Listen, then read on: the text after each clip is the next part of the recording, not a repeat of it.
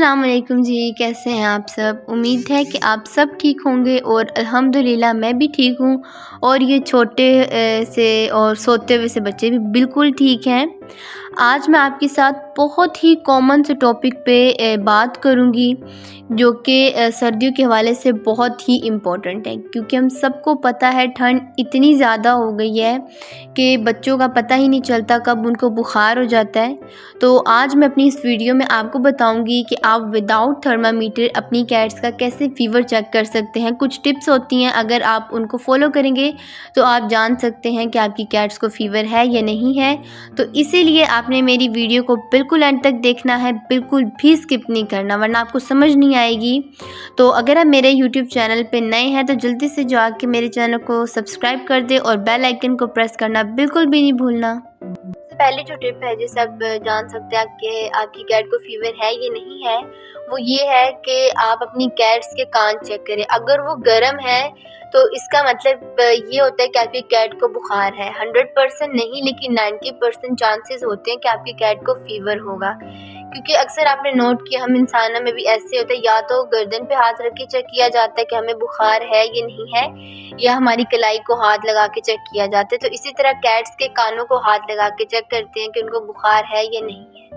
दूसरी टिप ये है कि आप अपनी कैट्स के नोज़ पे हाथ लगाएं, ठीक है। अगर आपकी कैट का नोज़ मॉइस्चराइज है तो इसका मतलब है कि उनको बुखार नहीं है। अगर उनका नोज़ ड्राई है तो इसका मतलब ये है, एक तो उनको डिहाइड्रेशन है और दूसरा उनको फ़ीवर भी है।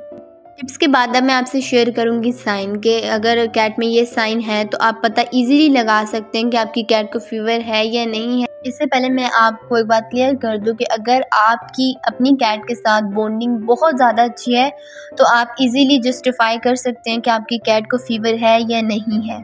पहला साइन ये है कि अगर आपको पता है कि आपकी कैट का ये टाइम खाने का है और अगर वो उस टाइम खाना खाने के लिए नहीं आई है तो तब भी हो सकता है कि आपकी कैट को फीवर हो। दूसरा ये है कि अगर आपको पता है ना कि आपकी कैट अच्छा इस टाइम ये फ़िक्स टाइम है जब आपकी कैट खेलती है। अब जिस तरह मेरी कैट्स हैं तो वो रात को खेलती हैं।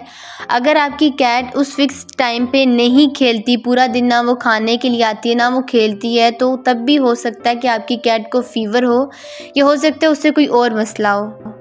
अच्छा, तीसरी वजह ये भी होती है कि जब आपकी कैट को फ़ीवर होता है ना तो वो अपने आप को सबसे छुपाती है, यानी वो ऐसे डर रही होती है, ठीक है। सब अपने आप को सबसे छुपा रही होती है, बिल्कुल भी एक्टिव नहीं होती, सारा दिन लेज़ी होती है। नहीं तो कैट्स होती है वॉशरूम जाती हैं, लेकिन अगर वो वॉशरूम भी नहीं जा रही है, बिल्कुल लेज़ी है, मतलब बिल्कुल भी आपको रिस्पॉन्स किसी चीज़ का नहीं कर रही, तब भी हो सकता है कि आपकी कैट को फ़ीवर हो। ऐसा भी हो सकता है कि अगर आप अपनी कैट की जो भी उसे फेवरेट उसकी चीज़ है, फीड है, खाना है, जो भी है वो पसंद करती है और आप उसको वो दे रहे हैं, तब भी उसको भी वो नहीं खा रही है, उसको स्मेल भी करके पीछे हट रही है, इसका मतलब भी है कि आपकी कैट को फ़ीवर हो। अगर आपकी बॉन्डिंग बहुत अच्छी है अपनी कैट के साथ तो वो आपको ख़ुद बताएगी कि मुझे कोई मसला है। उसकी सबसे पहले तो उसकी आवाज़ चेंज हो जाएगी, ठीक है। मतलब जिस तरह वो नॉर्मल रूटीन में बोलती है उस तरह उसकी आवाज़ नहीं होगी, उसकी आवाज़ चेंज होगी और वो उसी के ज़रिए आपको बता रही होगी कि मेरे साथ कोई प्रॉब्लम है, कोई इशू है।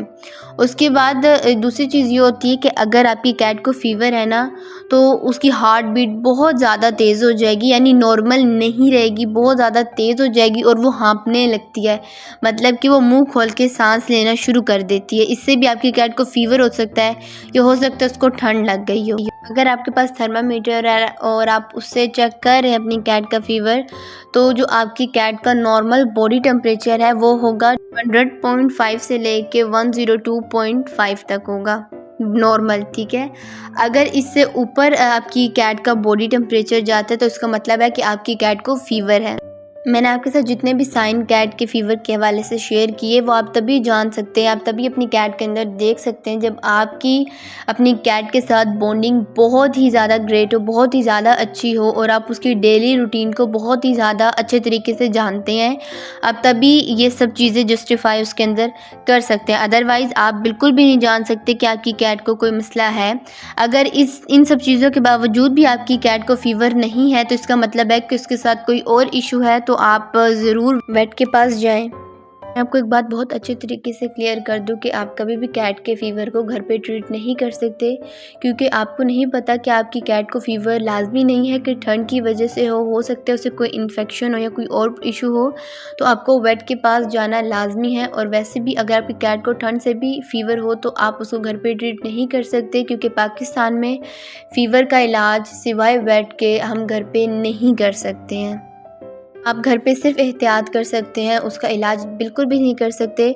और मैं ये दुआ करती हूँ कि अल्लाह पाक तमाम जानवरों को अपने हिफ्ज़ अमान में रखे, तो आप लोग भी दुआ कीजिए। और अगर आपको ये वीडियो पसंद आई हो तो इसको ज़्यादा से ज़्यादा शेयर करें और मेरी वीडियोज़ को लाइक करें, कमेंट करें और शेयर भी कर दें, और जल्दी से जाके मेरे यूट्यूब चैनल को सब्सक्राइब कर दें। अल्लाह हाफ़िज़।